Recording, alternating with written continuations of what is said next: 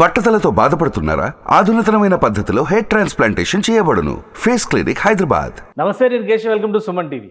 ఆంధ్రప్రదేశ్లో ఎన్నికల పర్వం ప్రచార హోరుతో మారుమోగుతోంది. అయితే క్షేత్రస్థాయిలో ప్రజల నాడి ఎటువైపు ఉంది? జిల్లాల వారీగా విశ్లేషణని ప్రారంభించాం. ఆల్రెడీ శ్రీకాకుళం జిల్లాకి సంబంధించినటువంటి గ్రౌండ్ రిపోర్ట్, అక్కడ ఉన్న 10 నియోజకవర్గాల్లో ఎవరికి ఫేవర్గా ఉంది, ఎవరు ఇబ్బంది పడేటువంటి పరిస్థితి ఉంది అనేటువంటి అంశాన్ని ఆల్రెడీ విశ్లేషించాం. ఇప్పుడు విజయనగరం జిల్లా వంతు. వాస్తవానికి ఈ రిపోర్ట్స్ అన్నీ కూడా కేకే సర్వే సంస్థ నిర్వహిస్తున్నటువంటి రిపోర్ట్స్, ఆ డేటా ఆధారంగా చేస్తున్నటువంటి రిపోర్ట్స్. అలానే సుమన్ టీవీ గతంలో 2019 ఎన్నికల సమయంలో కూడా ఇదే డేటాని కేకే సర్వేస్ నిర్వహించినటువంటి డేటాని ప్రజెంట్ చేసింది. అలానే ప్రజల నుంచి మంచి అప్రిసియేషన్ పొందినటువంటి పరిస్థితి. ఇప్పుడు 2024లో ఏం జరగబోతోంది అనేటువంటి ఆసక్తి ప్రతి ఒక్కరిలో నెలకొని ఉన్న సందర్భంలో కేకే సర్వే సంస్థ చేస్తున్నటువంటి ఈ రిపోర్ట్స్ని మీకు అందిస్తుంది. ఈ డేటా మొత్తాన్ని కూడా కేకే సర్వే సంస్థ ఫౌండర్ కేకేనే విశ్లేషిస్తున్నారు. కేకే గారు మనతో ఉన్నారు. కేకే గారు నమస్కారం. నమస్తే సార్. విజయనగరం జిల్లాకి సంబంధించి ఆల్రెడీ మనం ఎలా సర్వే చేస్తారో, గ్రౌండ్ రిపోర్ట్ ఏంటి, వీటన్నిటిపైన మనం డిస్కస్ చేసాం. విజయనగరం జిల్లాకి సంబంధించి ఈరోజు డేటా అనాలిసిస్ చేద్దాం అనుకుంటున్నాం. సో అసలు ఈ ప్రాక్టికల్గా మీరు సర్వే కానీ డేటా సేకరణకు సంబంధించి కానీ చాలా రకాలుగా ఒక ఫస్ట్ వీడియో పెట్టగానే రియాక్షన్స్ వస్తుంది. అవును. సో అసలు ఎలా చేస్తారు, దీనికి ఉన్నటువంటి సైంటిఫిక్ క్రెడిబిలిటీ ఏంటి అనేటువంటి క్వశ్చన్. అంటే వాళ్ళ ఆవేశాలతో రకరకాల కామెంట్స్ చేయొచ్చు, బట్ మనం వాటి గురించి పట్టించుకోవాల్సిన అవసరం లేదు. మీరేం చెప్తారు దీనికి?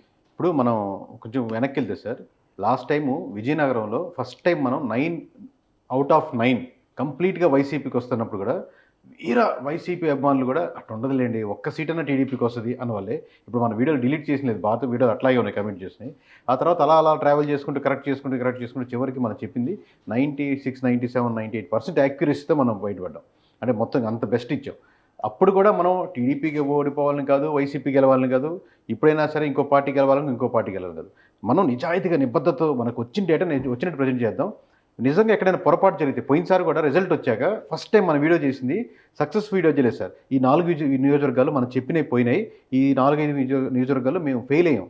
ఈసారి ఇంకా బెటర్మెంట్ చేస్తాం. 175లో 4-5 పోయినాయి మేము చెప్పినాయి, బట్ ఇంకా బెటర్ చేసుకుందాం అనుకున్నాం. ఈసారి కూడా అలాగే ముందుకు వెళ్తున్నాం. విజయనగరం సర్వే చెప్పక ముందర ఒక సర్వే గురించి మీరు అడిగిన ప్రశ్నకి సమాధానం సార్. ఇప్పుడు నెంబర్ ఆఫ్ శాంపుల్స్ అని ఒక క్వశ్చన్ ఉంటుంది sir. Correct. Number of samples అంటే ఎవరికి ఏ పార్టీకి ఓటేస్తారండి, మీ క్యాస్ట్ ఏంటి, లేదా రకరకాల క్వశ్చన్. ఇలా ఒక పర్సన్ని అడిగితే క్వశ్చన్, అతను ఒక శాంపుల్ కింద వస్తారు. ఇప్పుడు జనాలు కూడా సార్ బాగా, ఇప్పుడు ఈ ఛానల్స్ పెరిగిపోయిన తర్వాత తెలివితేటలు బాగా పెరిగిపోయిన అందరికీ. ఇప్పుడు వచ్చేవాడు అడిగేవాడు మనం చెప్పాల్సింది సర్వే అని తెలిసిపోయిన తర్వాత అతని మనసులో నుంచి భావన రావడం చాలా కష్టంగా ఉంది. సో నెంబర్ ఆఫ్ శాంపుల్స్ పెరిగిపోతే ఎగ్జాక్ట్ డేటా వస్తుంది అనుకోవడం చాలామంది ఎమ్మెల్యేలు కానీ చాలామంది పీపుల్కి ఉన్నది అపోహ. బట్ ఎలా వాల్యుబుల్గా తీసుకోవాలి, ఎలా వ్యాలిడేట్ చేయాలి దాన్ని అనేది మీద ఆధారపడుతుంది. అట్ ది సేమ్ టైం మనం శాంప్లింగ్స్ తీసుకుంటాం సార్. ఇంకోటి కూడా ఏం చేస్తామంటే, ఇప్పుడు మనకు చాలా టైం తక్కువ ఉన్న దగ్గర కొంతమంది నియోజకవర్గ వారిగా ఉండిపోతారు. ఇప్పుడు వాళ్ళు బయట మనకు ఉన్నటువంటి బ్రాండింగ్ ఉండదు, 175 నియోజకవర్గాలు చేయలేరు. కానీ ఒక చిన్న సర్వే వాళ్ళు 4 కుర్రాళ్ళు పెట్టుకొని వాళ్ళు లోకల్గా చేసుకుంటూ ఉంటూ మనకు 5 సంవత్సరాలతో ట్రావెల్ చేస్తూ ఉన్నారు. సరే ఇట్లా చూడండి ఈ రిపోర్ట్ ఓకేనా అని చెప్పి మనం వాళ్ళ దగ్గర మీ డేటా అంతా ఈ ఒక రోజు 2 రోజులు ఎలక్షన్స్ వచ్చింది కాదు. ఆబ్వియస్లీ ఎంత కాన్ఫిడెంట్గా మనం ఎందుకు చెప్పగలుగుతాం అంటే, అది బ్రాండ్ పోగొట్టకూడదు, మనం జాగ్రత్తగా ఒళ్ళు దగ్గర పెట్టుకొని చేయాలనేది. ఎందుకంటే వాళ్ళ నుంచి డేటా కలెక్ట్ చేసుకుంటాం. 3 స్లీపర్ సెల్స్ అని ఒక 40-44 మంది ఉన్నారు సార్ మొత్తం మనకు ఆంధ్రప్రదేశ్లో. వాళ్ళు ఏంటంటే ఆ 3 నియోజకవర్గాలు చుట్టుపక్కల ఉండే దాంట్లో ఏ ఊరు చెప్పినా సరే వాళ్ళ ఇన్ఫర్మేషన్ వెళ్ళి కనుక్కొని మనకు చెప్పగలుగుతారు. ఖచ్చితంగా ఉంటుంది ఇన్ఫర్మేషన్. సో మన సర్వేయర్స్, వేరే సర్వే చిన్న కంపెనీలు ఎవరు ఉంటే వాళ్ళ దగ్గర తీసుకునే ఇన్ఫర్మేషను, మన స్లీపర్ సెల్స్, ఇదంతా క్రోడీకరించి మనం ఒక రిపోర్ట్ తయారు చేసిన తర్వాత దాంట్లో కుల మత ప్రాంతం అయిన తర్వాత దాన్ని మనం రీవెరిఫై చేసుకొని ఈ విలేజ్లో వచ్చింది అనుకుంటున్నారు కరెక్టే కాదా అని చెప్పి ఫైనల్గా ఒక రిపోర్టు, ఏ సర్వే రిపోర్ట్ ఇవ్వండి ఏంటంటే మన ప్రతి విలేజ్ ఎలా ఉందని ఇస్తాం అనమాట. నేను చాలా రిపోర్ట్స్ చూస్తుంటాను, హై లెవెల్లో మండల స్థాయిలో ఉంటాయి లేదా నియోజకవర్గ స్థాయిలో ఉంటాయి. మనట్టు కాకుండా ప్రతి విలేజ్ స్థాయిలో ఇచ్చుకుంటూ డీటెయిల్గా ఇసుకుంటూ ఆ యాక్యురసీ 98% యాక్యురసీ తీసుకురాగలిగాం. రైట్. అది కేకే సర్వే సంస్థ సీక్రెట్. ఈ సీక్రెట్ని 2019లో సక్సెస్ఫుల్ ఫార్ములాగా సుమన్ టీవీ చూసింది కాబట్టి ఇప్పుడు మళ్ళీ ప్రజెంట్ చేసేటువంటి ప్రయత్నం చేస్తుంది. అంతేగాని ఇందులో ఎవరికి అనుకూలమైనటువంటి వాదన కానీ లేదా మరొకరికి మేలు చేకూర్చేటువంటి ప్రయత్నం కానీ సుమన్ టీవీ ఎట్టి పరిస్థితుల్లోనూ చేయడం లేదు. అదే క్రమంలో ఈ సర్వేస్ యాక్యురసీ మొత్తం కూడా కేకే సర్వేస్ నిబద్ధత మీద ఆధారపడినటువంటి అంశంగా ప్రేక్షకులు గమనించాలని మనవి చేస్తూ ఇక విజయనగరం జిల్లాలో ఉన్నటువంటి నియోజకవర్గాల పరిస్థితి ఆ డేటాను విశ్లేషించేటువంటి ప్రయత్నం చేద్దాం. విజయనగరం జిల్లా అంటే సార్ డేటాకి వెళ్ళిపోదామా, ఫస్ట్ నెంబర్కి వెళ్దామా? ఫస్ట్ మీరు నంబర్ చెప్తే ప్రేక్షకుల్లో ఉన్నటువంటి ఆసక్తి తర్వాత మా తర్వాత ఎంత ఓపిక్గా వింటాం అనుకుంటారు. అందుకనే మనం ముందు 1 by 1 చూద్దాం, అసలు ఎక్కడ ఎవరు ఎలా బలంగా ఉన్నారు ఏంటనేది చూద్దాం. ఎందుకంటే నెంబర్ వెళ్దామంటారా? తప్పకుండా. ఇంకోటి ఏంటంటే ఉమ్మడి విజయనగరం జిల్లా అనేసరికి మనం ఓన్లీ విజయనగరం జిల్లా లోక్సభ కాన్స్టిట్యున్సీగానే చూసే అవకాశం లేదు. ఎందుకంటే లోక్సభ కాన్స్టిట్యున్సీలో కేవలం 7 నియోజకవర్గాలు మాత్రమే ఉంటాయి. ఉమ్మడి విజయనగరం జిల్లాలో 9 అసెంబ్లీ నియోజకవర్గాలు ఉన్నాయి. వీటిని గత ఈ ప్రభుత్వం చేసినటువంటి బైఫర్కేషన్లో కొత్త జిల్లాల ఏర్పాటులో భాగంగా కొన్ని నియోజకవర్గాలు అటు ఇటు మారినటువంటి పరిస్థితి ఉంది. అసలు మొత్తం పాత ఉమ్మడి విజయనగరం జిల్లాలో ఉన్నటువంటి 9 నియోజకవర్గాలు బొబ్బిలి, విజయనగరం, అలానే గజపతి నగరం, నెల్లిమర్ల, చీపురుపల్లి, కురుపాం, పార్వతీపురం, సాలూరు, శృంగవరపుకోట. ఇవి 9 నియోజకవర్గాలు విజయనగరం ఉమ్మడి జిల్లా పరిధిలో ఉండేటువంటి నియోజకవర్గాలు. ఇందులో బొబ్బిలి నుంచి సంబంగి వెంకట చిన్న అప్పలనాయుడు వైఎస్ఆర్సీపీ నుంచి పోటీ చేస్తున్నారు.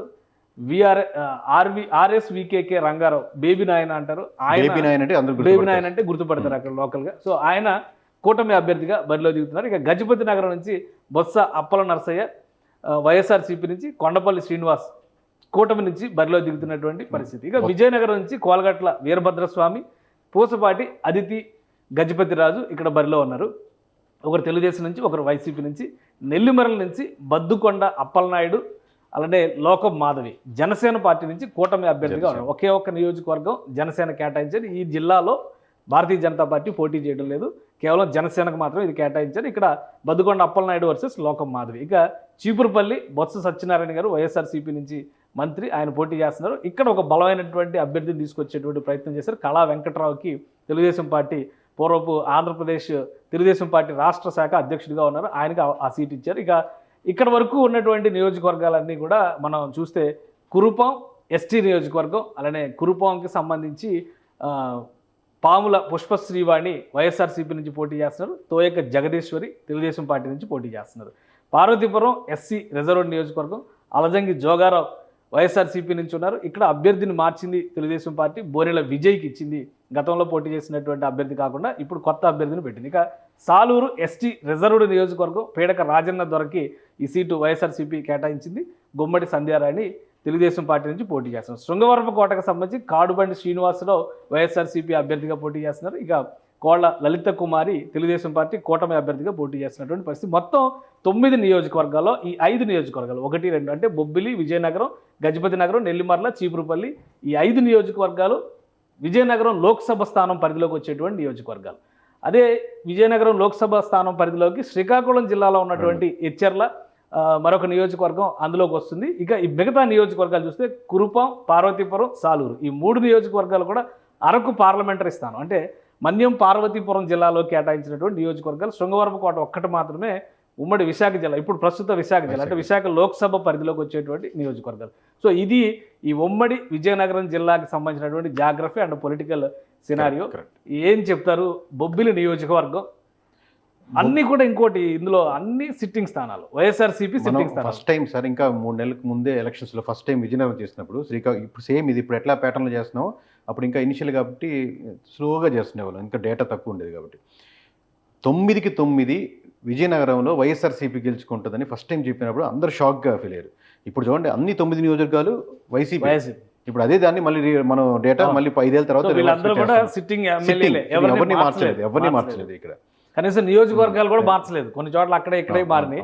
బట్ ఎవరైతే వైఎస్ఆర్సీపీ నుంచి కంటెస్ట్ చేస్తున్నారో అందరూ సిట్టింగ్ ఎమ్మెల్యేలు, అదే నియోజకవర్గాల్లో గత ఎన్నికల్లో గెలిచిన వాళ్ళు. Correct sir. సో బొబ్బిలి పరిస్థితి ఎలా ఉండదు? ఓవరాల్గా బొబ్బిలి పరిస్థితి సార్, ఒకప్పుడు 9కి 9 వైఎస్ఆర్సీపీ గెలుచుకుంది. ఇప్పుడు ప్రతిసారి అలాగే ఉంటుందని ఎవరైనా అభిమానులు ఎక్స్పెక్ట్ చేసి మనం మారిస్తే మన మీద దండయాత్ర చేస్తున్నట్టు అట్లా ఉండదు. 9లో 3 ఖచ్చితంగా టీడీపీ గెలుచుకునే ఆస్కారం ఉంది. ఈసారి 3 ఖచ్చితంగా వైఎస్ఆర్సీపీ గెలుచుకునే ఆస్కారం ఉంది సార్. 9లో 3 మాత్రమే వీళ్ళు ఘంటాపదంగా ఈ 3 గెలుచుకోగలుగుతారు. ఈ 3 తగ్గవు.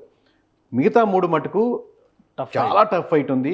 ఇంకా ఈ 20-30 రోజుల్లో ఏం జరుగుద్దో తెలియదు, కానీ మార్చుకునే కాసుకోండి. ఈ మిగతా 3 మటుకు ఎందుకంటే 10,000 ఓట్ బ్యాంకింగ్ దాటినాయి కాబట్టి ఈ 3 కన్ఫామ్గా సీట్స్ టీడీపీకి వస్తాయి, కన్ఫామ్గా 3 వైసీపీకి వస్తాయి. మిగతా 3 మటుకు చాలా టైట్ ఫైట్ ఉంది సార్. ఇంకో మనం పాన్ కూడా ప్రతి వారం చేస్తుంటాం కాబట్టి అప్పుడు మనకు అప్డేటెడ్ వస్తుంది. సో అంటే బొబ్బిలి జనరల్గా అక్కడంతా రాజుల కంటెస్టులు చేస్తారు. సుజయ్ కృష్ణ రంగారావు గతంలో కూడా గెలిచి ఆయన వైసీపీలో నుంచి టీడీపీలోకి వచ్చారు. 2019లో మళ్ళీ అదే ట్రయల్ వేస్తే ఆయన టీడీపీలో ఓడిపోయినట్టు. అంటే కొన్నిసార్లు సో ఈసారి ప్రత్యర్థులు కూడా ఏం మారలా. సో మారలేదు సార్. ఇప్పుడు ఈ మీరు factors మీరు ఎలా? అంటే రాజుల కాన్సెప్ట్ ఉన్నారు కాబట్టి ఇప్పుడు అశోక్ గజపతి రాజు గారు నియోజకవర్గం సార్. ఇప్పుడు అక్కడ వాళ్ళ అమ్మాయి గారు పోటీ చేస్తున్నారు, కానీ అక్కడ ఆపోజిట్గా వైశ్య కమ్యూనిటీ పోటీ చేస్తున్నారు అనుకోండి. ఇప్పుడు రాజుల కుటుంబం ఎంత ఉంటుందో వాళ్ళకి పాతకాలంలో కావాల్సినటువంటి మెయిన్ రోడ్లో వైశ్యాసు ఫ్యామిలీస్ వాళ్ళ కనెక్టెడ్ వాళ్ళ బంధువులు ఈ విధంగా వాళ్ళకున్న అడ్వాంటేజ్ ఉంటాయి. ఏముందో బలంగా ఉన్నా కానీ నెంబర్ పరంగా కొన్నిసార్లు తక్కువ ఉండొచ్చు. అవును. ఆ నెంబర్ పరంగా వేరే కమ్యూనిటీ నుంచి వచ్చినప్పుడు ఆ కమ్యూనిటీ ఉన్నటువంటి లోకల్ నియోజకవర్గంలో వాళ్ళకి అడ్వాంటేజ్ అవుద్ది. Okay. వీళ్ళు మరి 10 ఉన్నారు అనుకోండి, అవతల పక్కన 25 ఉన్నారు అనుకోండి, ఆబ్వియస్గా 25 వాళ్ళకి వాళ్ళు ఓటు వేసుకునేందుకు ఆస్కారం ఉంటుంది. Okay. బలం ఉందంటే ఆబ్వియస్గా మనీ కానీ పరపతి కానీ పెట్టుకునేది ఎక్కువ రాజుల ఫ్యామిలీసే. సో అభ్యర్థుల్లో ఏం మార్పు లేదు కాబట్టి బొబ్బిల్లో పెద్దగా చేంజ్ ఏ ఉండకపోవచ్చా ఈక్వేషన్స్ పరంగా? ఈక్వేషన్స్ పరంగా చేంజ్ అయ్యి ఉండకపోవచ్చు సార్. కానీ కూటమికి అటు కలిసి వస్తుంది అనుకోవాలి, ఇటు ప్రభుత్వం అధికారంలో ఉంది కానీ ఇటు సార్ మీరు ప్రతి నియోజకవర్గం బలవంతంగా అడుగుతున్నారు. పోయినసారి కూడా నేను చెప్పట్లేదు అంటున్నారు. కానీ ఓవరాల్గా ఎందుకంటే మనం ఇండివిజువల్ క్యాండిడేట్ పెట్టేదానికి ఇంకొంచెం టైం తీసుకుందామని చెప్తున్నాను. తర్వాత మనం ఇప్పుడే బలాలు మట్టుకు డిస్కస్ చేద్దాం సార్. రైట్. నెక్స్ట్ కాన్స్టిట్యూన్సీ చూద్దాం ఒకసారి. బొబ్బిలి తర్వాత గజపతి నగరం. పందాలు ఎక్కువ పెట్టేది కూడా బొబ్బిలే సార్. బొబ్బిలి మీద ఎక్కువ మంది పందాలు కాసుకునే వాళ్ళు కూడా ఎక్కువ ఉంటారు. ఓకే. గజపతి నగరం కాన్స్టిట్యున్సీ చూస్తే బొత్స అప్పల నరసయ్య, బొత్స గారి సోదరు, సో సిట్టింగ్ ఎమ్మెల్యే. అటు నుంచి కొండపల్లి శ్రీనివాస్ వైసీపీ నుంచి బరిలో దిగుతారు. బొత్స అప్పల నరసయ్య గారికి పాజిటివ్స్ అంటే వాళ్ళ కుటుంబం దాదాపు 15 సంవత్సరాల నుంచి మినిస్ట్రీగా చేసిన వాళ్ళు ఫ్యామిలీస్ ఉన్నారు. 2-3 నియోజకవర్గాలు బాగా పట్టున్న ఉన్నారు సార్.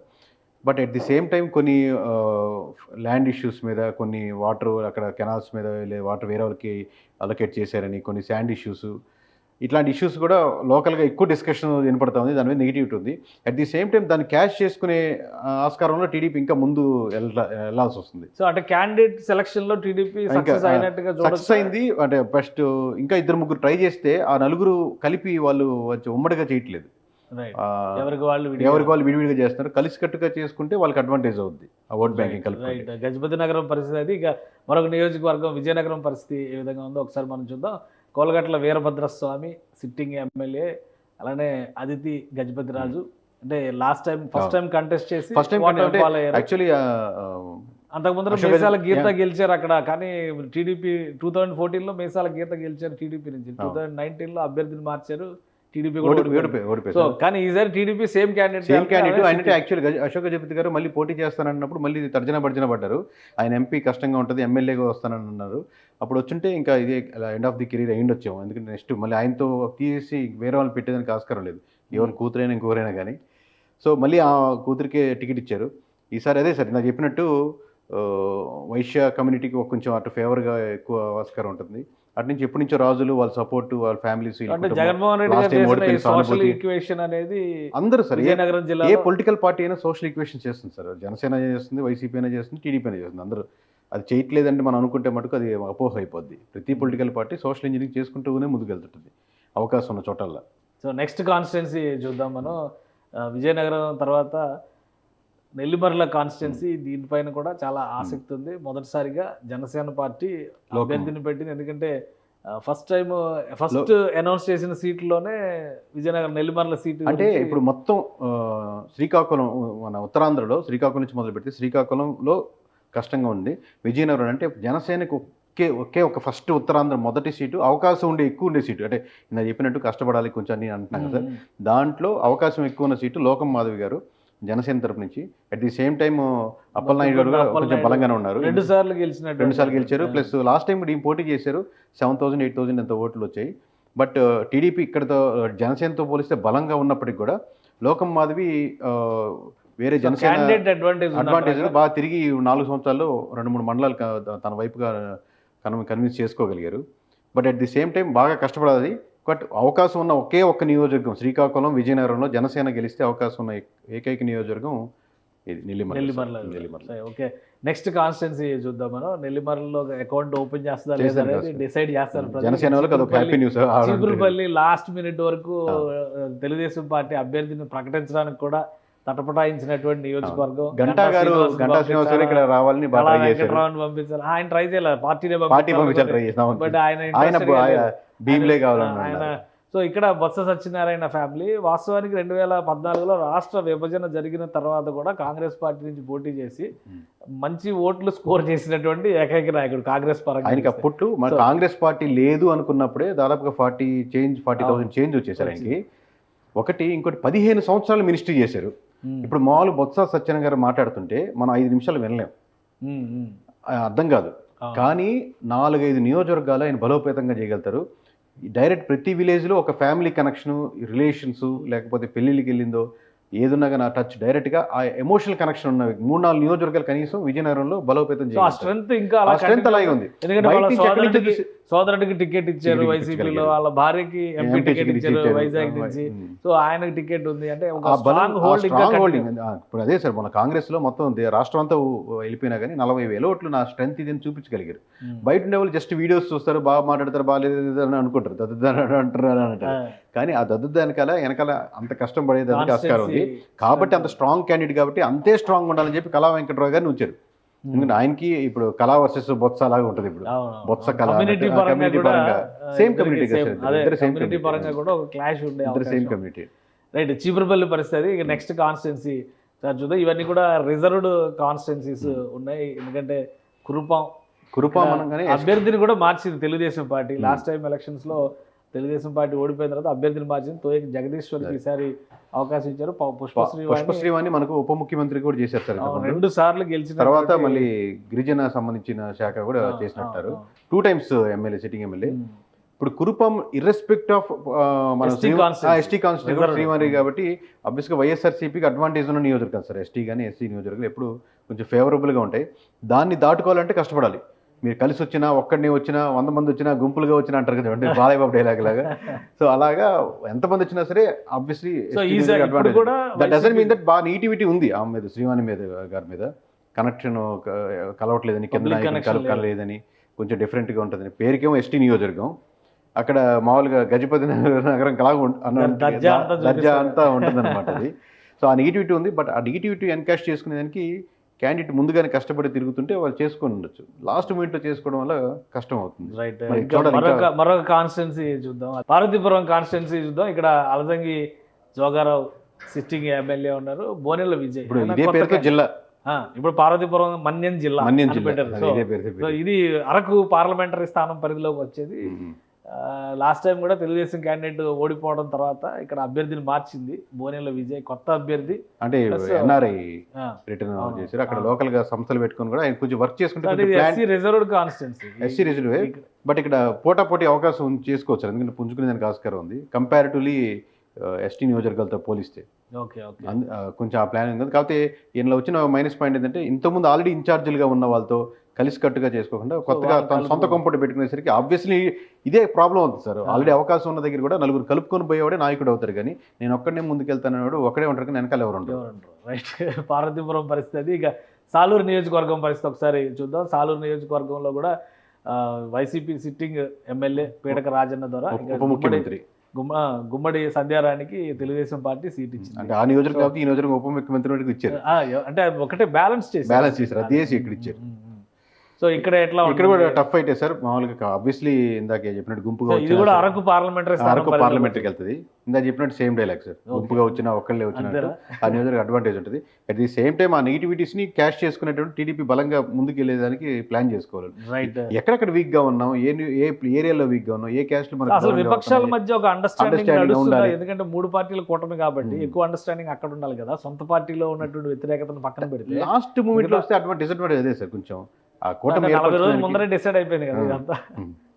అంటే కూటమి ఇంకా బలం ఉంటే బాగుండేది. ఇట్లాంటి నియోజకవర్గాలు పోటాపోటీగా వాళ్ళు ఇచ్చిండేవాళ్ళు, వాళ్ళ పర్స్పెక్టివ్లో చెప్తున్నాను. Okay right. ఇక లాస్ట్ కాన్స్టిట్యున్సీ శృంగవరపు కోట. ప్రస్తుతం ఇది విశాఖ లోక్సభ స్థానం పరిధిలోకి వెళ్ళిపోయినటువంటి నియోజకవర్గం. కాడబండి శ్రీనివాసరావు వైసీపీ సిట్టింగ్ ఎమ్మెల్యే, వాళ్ళ లలిత కుమారికి తెలుగుదేశం పార్టీ సీట్ ఇచ్చింది. గతంలో 2 సార్లు ఎమ్మెల్యే, 2009, 2014 ఎమ్మెల్యే, 19లో ఓడిపోయింది. సో ఏంటి ఇక్కడ సినారియో? ఇక్కడ టీడీపీకి కొంచెం అడ్వాంటేజ్ ఉంది సార్. మామూలుగా ఇక్కడ వైసీపీ వర్సెస్ టీడీపీ ఇందాక చెప్పినట్టు కాకుండా ఇక్కడ టీడీపీ వర్సెస్ వైసీపీ జరుగుతుంది. ఇక్కడ ఎస్కోట్ అంటారు కదా, మౌసా ఎస్కోట్. గతంలో వాస్తవానికి రిజర్వ్డ్ కాన్స్టిట్యున్సీ ఉండే, తర్వాత డీలిమిటేషన్ లో జనరల్ కాన్స్టిట్యున్సీ అయిపోయినటువంటి పరిస్థితి. 2009లో నుంచి. సో ఇది 9 నియోజకవర్గాల పరిస్థితి. ఇది ఓవరాల్ గా విశాఖ జిల్లాలో ఉమ్మడి విజయనగరం జిల్లాలో ఉన్నటువంటి నియోజకవర్గాల సినారియో మనం చూస్తే కనుక ఈ 9 నియోజకవర్గాలకి ఫైనల్ కన్క్లూజన్ ఏం చెప్తారు? వన్స్ అగైన్ ఇంకొకసారి చెప్పాలంటే ఇంతకుముందు గంటాపదంగా మనం చెప్పినట్టు 9కి 9 వైఎస్ఆర్సీపీకి వస్తాయి. లాస్ట్ టైం ఎలా చెప్పాము, ఈసారి 9లో 3 ఖచ్చితంగా టీడీపీకి వస్తాయి, 3 ఖచ్చితంగా వైసీపీకి వస్తాయి, 3 పోటాపోటీలో ఉన్నాయి. ఇది టూ ఎర్లీ టు సే 3 నియోజకవర్గాల గురించి, కానీ ఆ 3 మటుకు మారవు, అది ఇంపాసిబుల్ కేసు. అంటే 2014 ఈక్వేషన్ చూస్తే విజయనగరం జిల్లాలో 3 వైసీపీ గెలిచింది, 6 టీడీపీ గెలిచింది. అప్పుడు కూడా కూటమి ఈక్వేషన్, బట్ బీజేపీ ఎవరు పెట్టలేదు. సో బీజేపీ లేదు, క్యాండిడేట్లు చాలా మారారు. ఇక్కడ ఒక్కటి జనసేన క్యాండిడేట్ యాడ్ అయినట్టు పరిస్థితి కనిపిస్తుంది. ఇప్పుడు ఇలా చెప్పినట్టు జనసేన పుంజుకోవాలి ఉత్తరాంధ్రలో అంటే ఒక్క సీట్ అన్నా మాది ఉత్తరాంధ్రలో, ఎందుకంటే అప్పుడు శ్రీకాకుళంలో విజయనగరంలో చాలా తిరిగారు కాబట్టి నెల్లిమర్ల మట్టుకు ఫస్ట్ ఓపెనింగ్ అవుద్ది, ట్రై చేస్తే అవకాశం. రైట్, జనసేన అక్కడ ఖాతా ఓపెన్ చేయడానికి అవకాశం ఉంది. 3 tough fight. Right, thank you. Sir. ఇది కేకే అనాలిసిస్. విజయనగరం, ఉమ్మడి విజయనగరం జిల్లాలో ఉన్నటువంటి 9 నియోజకవర్గాల్లో 3:3:3 ఈక్వేషన్ నడుస్తుంది. కూటమికి 3 సీట్లు పక్కాగా దక్కుతాయి, అలానే వైసీపీ 3 సీట్లను పక్కాగా నిలబెట్టుకుంటుంది. ఆ 3 సీట్లు ఏవి అనేది అప్పుడే కాదు, ఇంకొక 25 రోజులు పడుతుంది గ్రౌండ్ రిపోర్ట్స్ యాక్యురేట్గా తీసుకోవడానికి అనేది కేకే సర్వేస్ చెప్తున్నటువంటి మాట. ఇక జనసేన పార్టీ ఖాతా ఓపెన్ చేయడానికి ఇక్కడ ఒక అవకాశం ఉంది. నెల్లిమర్ల సీటు పైన ఎక్కువ ఫోకస్ పెట్టాల్సినటువంటి అవసరం ఉంది. అలానే కూటమిలో ఉన్నటువంటి కొంతమంది నాయకులు స్వయం నిర్ణయాలు తీసుకోవడం ద్వారా ఇతర పార్టీలని, కూటమిలో ఉన్నటువంటి పార్టీలని కలుపుకోకుండా ముందుకు వెళ్ళడం వాళ్ళకి చీటు తెస్తున్నటువంటి పరిస్థితి ఉంది. ప్రభుత్వ పరంగా, పాలన పరంగా ఎదురైనటువంటి వైఫల్యాలు, అలానే స్థానికంగా రాజకీయ నాయకులు పెంచుకున్నటువంటి రాజదర్పం, ప్రజలకి అందుబాటులో ఉండకపోవడం అనేది ఉమ్మడి విజయనగరం జిల్లాలో ప్రధాన ప్రతికూలతగా అధికార పార్టీ కనిపిస్తున్నటువంటి పరిస్థితి.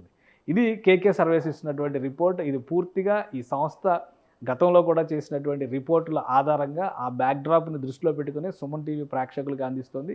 టోటల్ డేటా రెస్పాన్సిబిలిటీ అంతా కేకే సంస్థే తీసుకుంటుంది. కాబట్టి ఈ రిపోర్ట్స్ ప్రస్తుతానికి ఇంకా 40 రోజుల ముందరే ప్రజలకు తీసుకొచ్చినటువంటి రిపోర్ట్స్ కాబట్టి ఇవే ఫైనల్ అనుకోవడానికి లేదు. పార్టీలు, అభ్యర్థులు వీటిని అనుసరించి మార్పులు చేసుకోవడానికి, దానికి తగిన ఫలితాలు పొందడానికి కూడా తగిన సమయం ఉందన్న విషయాన్ని గమనించాల్సినటువంటి అవసరం ఉంది. ఇది special debate. Keep watching. Suman టీవీలో మీ పర్సనల్ అండ్ బిజినెస్ ప్రమోషన్స్ కోసం కింది నెంబర్కి కాంటాక్ట్ చేయండి.